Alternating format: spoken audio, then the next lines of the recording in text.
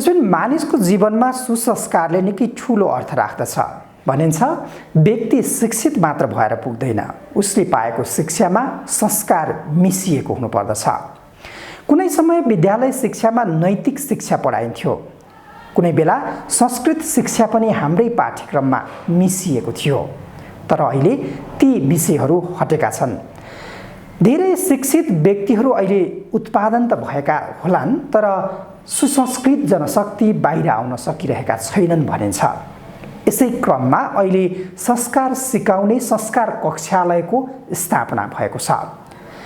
योग तथा सुसंस्कार अभियन्ता डाक्टर राजु अधिकारीले यो कक्षालयको स्थापना गर्नुभएको हो। यिनै कुराको सिलसिलामा रहेर आज हामी सुसंस्कार युक्त जनशक्ति कसरी निर्माण गर्न सकिन्छ, शिक्षामा कसरी संस्कारलाई भर्न सकिन्छ, यस विषयमा केन्द्रित भएर कुराकानी गरेका छौँ।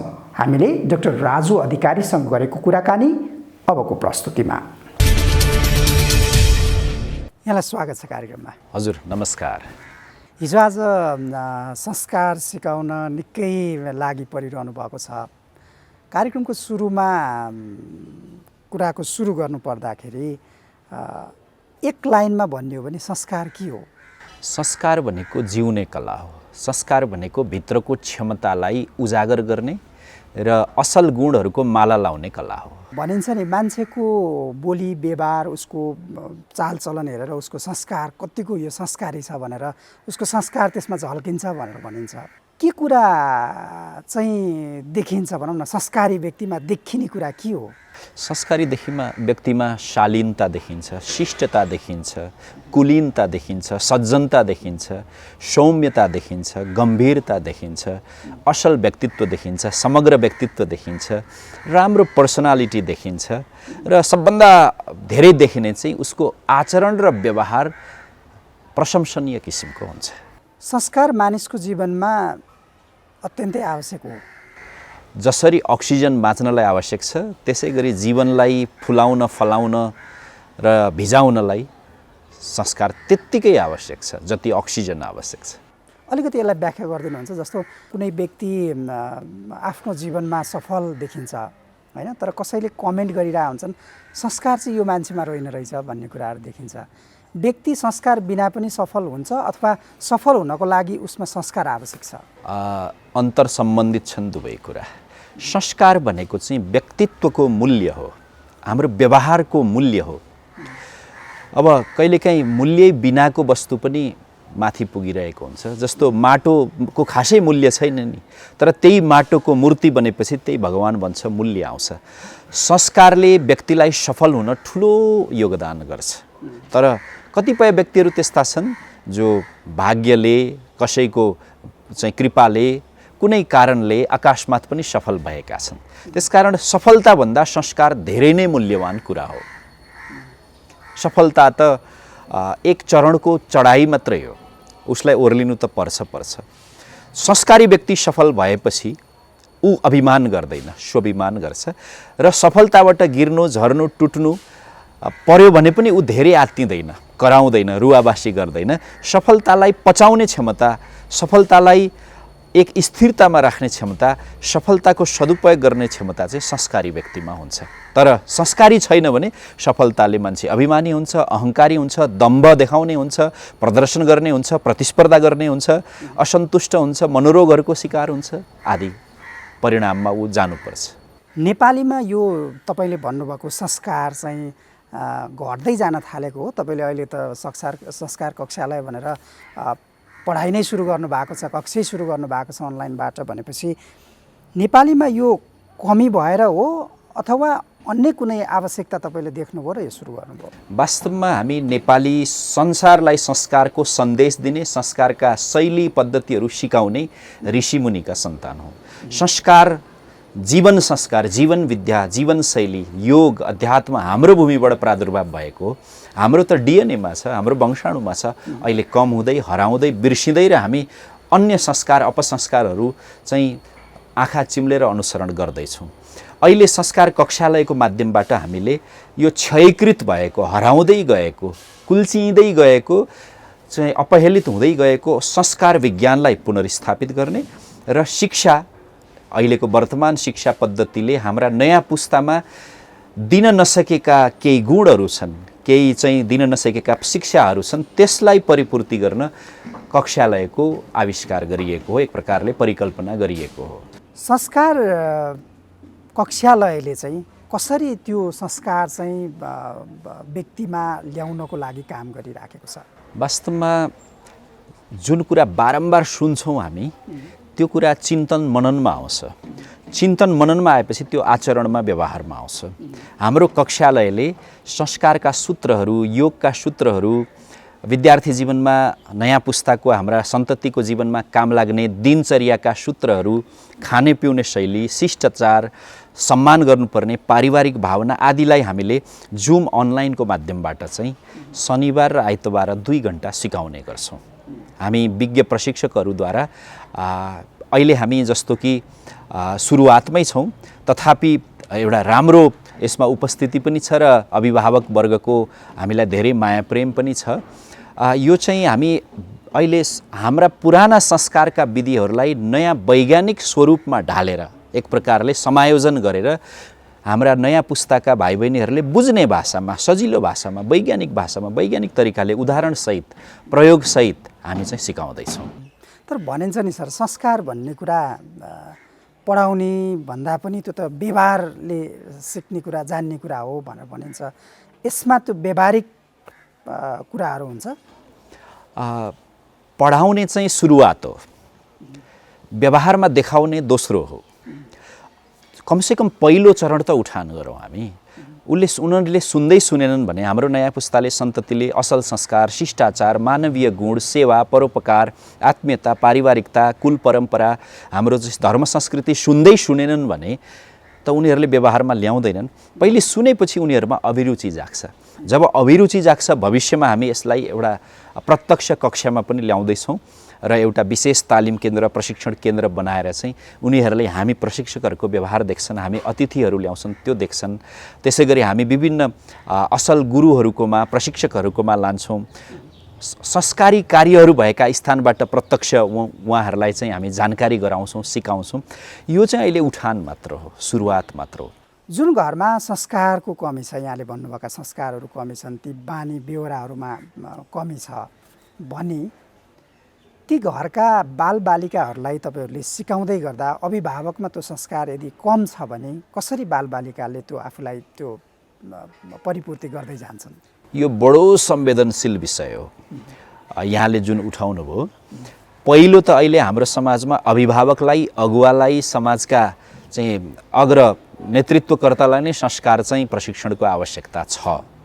अब घरमा बालबालिकालाई संस्कार सिकाउँदै गर्दा बालबालिकाको मस्तिष्क एकदमै संवेदनशील हुन्छ, उसको सिक्ने कला तीव्र हुन्छ, सिक्ने क्षमता तीव्र हुन्छ। अभिभावकबाट पनि सिकिरहेको हुन्छ, शिक्षक, विद्यालय, विद्यार्थी, आफ्नो सङ्गत, साथीभाइ, समाजबाट पनि सिकिरहेको हुन्छ। हामी जुन संस्कार कक्षालय अनलाइनबाट प्रशिक्षित गर्छौँ त्यो चाहिँ अभिभावकज्यूहरूले पनि बसेर सुनिरहनु भएको हुन्छ। हामीले बनौँ संस्कारी पुस्तक पनि तयार गरेका छौँ। यो पुस्तक अभिभावकहरूले पढ्नुहुन्छ र हरेक अभिभावकलाई के चाहना छ भने म जस्तो सुकै हुँ, मेरा सन्तान चाहिँ संस्कारी बनुन्, असल बनुन्, गलत नबनुन्, मेहनती बनुन्, महान बनुन्, सफल बनुन् भन्ने त सबैलाई छ नि। अब अभिभावकमा के छ, उमेर छिप्पिसक्यो, आधा उमेरमा गएर के सिक्ने, भ्याइँदैन, अस्तव्यस्त जिन्दगी छ, आजीविका चलाउनु पर्यो, मुनाफा पैसा कमाउनु पर्यो भन्नेमा हुनुहुन्छ।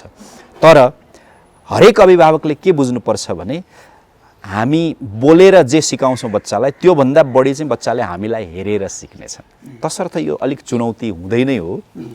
यो चुनौतीलाई चिर्नका लागि हामी केही विधिहरूको खोजीमा छौँ, प्रयास पनि गरिरहेका छौँ। भविष्यमा अभिभावक वर्गका लागि पनि अभिभावक संस्कार शिक्षा हामी सुरु गर्छौँ। भनेपछि अहिले तपाईँहरूको कक्षालयमा जे बच्चाले सिकिरहेका छन् त्यो कुरा अभिभावकले पनि बुझ्न जरुरी छ। अब एकदमै बुझ्न अत्यन्तै आवश्यक छ। पहिलो त अभिभावक र स्कुलमा पढाउने शिक्षकले बुझ्न आवश्यक छ। शिक्षक विद्यालयका अभिभावक हुन्, घरका अभिभावक घरका शिक्षक पनि हुन्। तसर्थ विद्यार्थीका लागि, नयाँ पुस्ता सन्ततिका लागि दुवैतिर शिक्षक पनि छन्, अभिभावक पनि छन्। तसर्थ शिक्षकले पनि आवश्यक छ, अभिभावकले पनि आवश्यक छ। अब यो त बिस्तारै बिस्तारै क्रमशः सनै हुने कुरा हो। यो त अभियान हो, हामीले सुरु गऱ्यौँ हैन।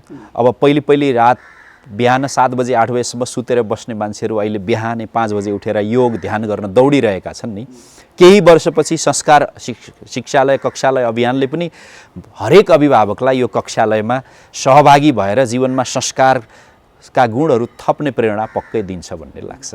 हुन त अघि अलिकति कुरा यहाँले गरिसक्नु भएको छ, तर यहाँहरूको कक्षालयमा हुने कन्टेन्ट चाहिँ मुख्य कन्टेन्टहरू चाहिँ के हुन्छन्? यो बडो बृहत विषय छ।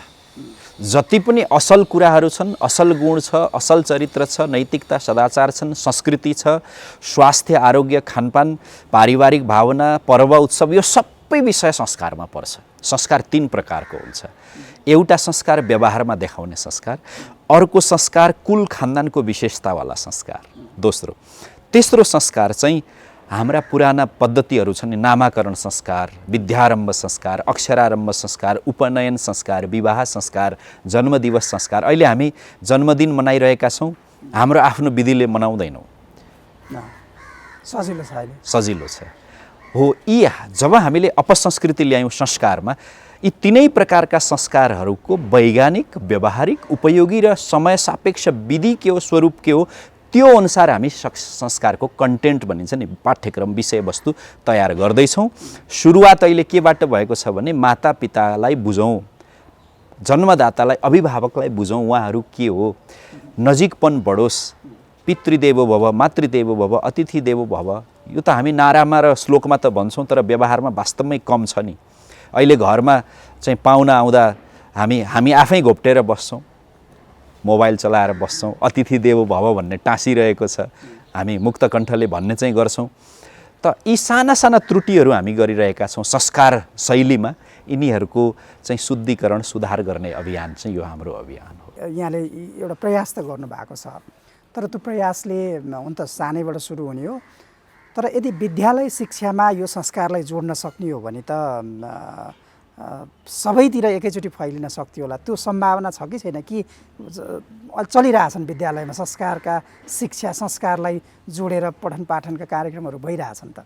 सबैको चाहना छ पाठ्यक्रममा संस्कार शिक्षा जोडौँ, तर विद्यार्थीमाथि यति धेरै लोड छ, बोझा छ कि किताबको बोझ छ, गृह कार्यको बोझ छ, क्रेडिटहरू पुरा गर्नुपर्ने बोझ छ, अतिरिक्त क्रियाकलापको बोझ छ, अरूभन्दा अगाडि रोल नम्बर ल्याउनु पर्ने, अरूभन्दा अगाडि स्ट्याटस बढाउनु पर्ने। बाआमाको यति धेरै इच्छा छोराछोरीमाथि छ कि गरेको लगानी सबै फर्काइदिनु पर्ने, उकास दिनुपर्ने। यो अवस्थामा संस्कार शिक्षा अलिक कठिन छ। यसका लागि बेग्लै प्रयास गरिनुपर्छ। हरेक विद्यालयमा 1-2 जना संस्कार शिक्षक हुनुपर्छ, अलग विषयको रूपमा पढाइनु पर्ने अवस्था छ। अनि यसमा शोध अनुसन्धान, नयाँ नयाँ पाठ्यक्रमहरू हेर्नु पर्यो। पूर्व र पश्चिम जुन विज्ञान छ, पूर्वीय विज्ञान र पश्चिमी विज्ञान, पूर्वीय दर्शन र पश्चिमी अहिलेको आधुनिक विज्ञानलाई जोड्न सक्ने कला चाहिएको छ।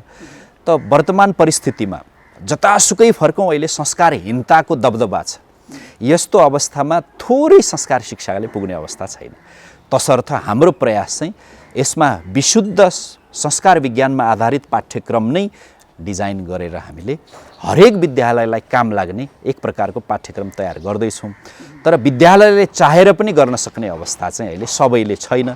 जो इच्छाशक्ति प्रबल छ, स्रोत आर्थिक अवस्था राम्रो छ, त्यस्ता विद्यालयले मात्रै यो संस्कार शिक्षा जोड्न सक्ने अवस्था छ। सरकारले पनि चाहेर, पहिले हामी नैतिक शिक्षा थियो बिचमा हटायौँ, पुनः स्थापित गर्न सङ्घर्ष नै गर्नु परिरहेको छ। मान्छेले बिर्सिसके, शिक्षकहरूले बिर्सिसके। कतिपय नयाँ पुस्ताका विद्यार्थीलाई त फलानु लेभलहरू थाहा छ, विदेशी चाहिँ सारा चाहिँ पाठ्यक्रमहरू थाहा छ, तर हाम्रो नैतिक शिक्षा, हाम्रो रैथाने शिक्षा, हाम्रो अध्यात्म शिक्षा, हाम्रो संस्कृत शिक्षा, हाम्रो मातृभूमि शिक्षा, नागरिक शिक्षा, अभिभावक शिक्षा, देशप्रेम शिक्षा चाहिँ अहिले कम थाहा छ। तसर्थ अलग्गै संस्कार शिक्षाको आवश्यकता चाहिँ टड्कारो छ। तर सर, जस्तो बालबालिकाहरूलाई पढाउँदै गर्दा उनीहरूको सिकाइ क्रियाकलापहरू अगाडि बढ्दै गर्दा थाहै नपाइकन चाहिँ संस्कारका कुरा, संस्कारी कुरा पनि उसको व्यवहारमा दिन सकिँदैन र? अवश्य सकिन्छ। त्यसका लागि विधिहरू चाहियो हामीसँग, के दिने भन्ने कुरा। दिने शिक्षकहरू आफैमा समर्थ हुनु पर्यो, सक्षम हुनु पर्यो। सकिन्छ, अवश्य दिने नै त्यसरी हो। अझ दिने त अभिभावकले घरमा हो। गर्वैदेखि संस्कार शिक्षा आवश्यक छ। गर्भ संस्कार भनिन्छ। किनभने शिशुको बच्चाले पनि सुनिरहेको हुन्छ, सिकिरहेको हुन्छ, मस्तिष्क र शरीरका कोशिकाहरूको वृद्धि भइरहेको हुन्छ। हामीले पुरानो महाभारतमा अभिमन्युको कथा सुनेका थियौँ। आमाको गर्भमा हुँदै चाहिँ उनले सिकिसकेका थिए यो चक्रव्यूह भेदन गर्ने कुरा। तसर्थ यो सुरुवात त गर्भधान भएदेखि नै हुन्छ बच्चाको। 13 वर्षभन्दा अगाडि सानो प्राथमिक विद्यालयमा सानो कक्षामा पढ्दा झनै तीव्र हुन्छ उसको मस्तिष्क संस्कार सिक्नलाई। तर तपाईँ हामी हेरिरहेका छौँ अहिले हाम्रो शिक्षा पनि अङ्ग्रेजी भाषा त सिक्नै पर्छ, जरुरी छ, विश्व भाषा हो। तर अङ्ग्रेजीकरण चाहिँ बढी भएको छ। भाषा मात्रै सिकेन भएन, हाम्रो सबै थोक अङ्ग्रेजको जस्तो हुनु पर्यो, ताकि अङ्ग्रेजहरू चाहिँ अहिले आफ्नो जीवनशैली, आफ्नो जीवन दर्शन, जीवन पद्धति, खानपानलाई योगसँग, आयुर्वेदसँग, पूर्वीय दर्शनसँग, भक्तिसँग, साधनासँग चाहिँ जोडिरहेका छन्। तसर्थ यहाँले भने जस्तो सकिन्छ बाल्यपनमा यो संस्कार सिकाउन, तर शिक्षक, अभिभावक, वातावरण, विद्यालय सक्षम हुनुपर्छ। सामान्यतया अहिले हाम्रो यदि कुराकानी कुनै विद्यालयका प्रधानाध्यापकहरूले अथवा शिक्षकहरूले सुनिरहनु भएको छ, हेरिरहनु भएको छ भने सामान्य तरिका, सामान्य आफ्नो विद्यालयमा केही परिवर्तन गरौँ, केही संस्कारका कुरा सिकाउँ, हाम्रो आफ्नो व्यक्तिगत पहलमा त्यो काम गरौँ भन्ने यदि उहाँहरूलाई लाग्छ भने कहाँबाट सुरु गर्न सक्नुहुन्छ सर? सुरुवात त हामीले प्रार्थना विधि मौलिक बनाऊ। जन्मदिन मनाउँछौँ सबै विद्यालयमा, हाम्रो मौलिक तरिकाले गायत्री मन्त्र उच्चारण गरेर, महामृत्युञ्जय मन्त्र उच्चारण गरेर, अष्टचिरञ्जीवी मन्त्र श्लोक उच्चारण गरेर, होइन हामी काटेर मनाउँछौँ नि, नाम काट्छौँ नि, नाम जोडेर मनाउने गरौँ, नाम काटेर नमनाउने गरौँ। त्यस्तै विद्यार्थीहरूलाई नैतिक शिक्षा सिकाउन स्कुलको एउटा कर्नरमा अनेस्ट काउन्टर राखिदिउँ, किताब, कापी, पेन्सिल, इरेजर राखिदिउँ, आफै पैसा तिरेर किनुन्, त्यहाँ बेच्ने र चाहिँ अरू कोही पनि नहोस्, आफै पैसा तिरुन्, आफै फिर्ता पैसा लगुन्, त्यसले इमान्दारिताको विकास गर्छ। संस्कारका विभिन्न बाणी, कोटेसन, उद्गार, विचारहरूलाई स्कुलका भित्ताहरूमा राखौँ। संस्कार सिकाउने स्थानहरूमा बेला बेलामा भिजिट गर्न, भ्रमण गर्न लैजाउँ। विद्यालयमा संस्कार सिकाउने गुरुहरूलाई चाहिँ अतिथि वक्तव्यका लागि, गेस्ट लेक्चरका लागि, मोटिभेसनल ट्रेनिङका लागि बोलाउँ। केही शिक्षकहरूलाई संस्कार सिकाउने ट्रेनिङहरूमा पठाउँ। पाठ्यक्रम हामीले तयार गरेका छौँ, बनाउँ संस्कारी भन्ने पुस्तक, हरेक विद्यालयलाई काम लाग्छ। के छ सर त्यसमा? यसमा हामीले 4-5 वटा विधालाई समावेश गरेका छौँ। संस्कार के हो, संस्कारलाई बुझ्ने पहिलो। दोस्रो, नैतिकता र संस्कार बीचको सम्बन्ध। अहिले समाजमा नैतिकता, सदाचार खस्किएको छ नि, खड्किएको छ नि, त्यसको परिपूर्ति गर्न। तेस्रो चाहिँ देश के हो, देशप्रेम के हो, मातृभूमि के हो, नागरिक शिक्षा के हो, देशप्रतिको कर्तव्य के हो, तेस्रो यो छ। चौथो चाहिँ पारिवारिक सामाजिक संस्कारका, सदाचारका, सामाजिक सम्बन्धका कुराहरू छन्। अनि पाँचौँ चाहिँ सद्गुण अभिवृद्धि गर्न के चाहियो त? असल गुण त सबैलाई चाहिएको छ नि, त्यसै त आउँदैन नि, त्यो बढाउने कायदाहरू दिएको छ। यसरी 5 वटा खण्डमा विभाजित छ। झन्डै 40देखि 45 वटा यसमा चाहिँ पाठहरू छन्, चित्रसहित छ। बडो वैज्ञानिक तरिकाले पूर्वीय र पश्चिमी विज्ञान र अध्यात्मलाई जोडेर हाम्रो मूल रैथाने संस्कार विज्ञानलाई ध्यानमा राखेर चाहिँ तयार गरिएको छ। यो पाठ्यपुस्तक पनि हुनसक्छ, सन्दर्भ पुस्तक पनि हुनसक्छ। आजैदेखि हामी विद्यालयमा पढाउन पनि सक्छौँ। केही विद्यालयहरूले त सुरु पनि गरिसक्नु भएको छ, जस्तो कि अक्षरा विद्यालयले सुरु गरिसकेका छ, त्यसै गरी चैतन्य संस्कार विद्यालयले सुरु गरेको छ। अरू विद्यालयहरूसँग हामी संवाद गरिरहेका छौँ। नगरपालिकाहरूले पनि आफ्नो तर्फबाट आफू भित्रका विद्यालयहरूमा वितरण गर्दैछ। यसरी हामीले तयार गरिसकेका छौँ। विद्यालय एउटा महत्त्वपूर्ण पाटो हो, समुदाय एउटा, समाज एउटा पाटो होला, र सबैभन्दा महत्त्वपूर्ण पाटो आफ्नो घर, परिवार हो।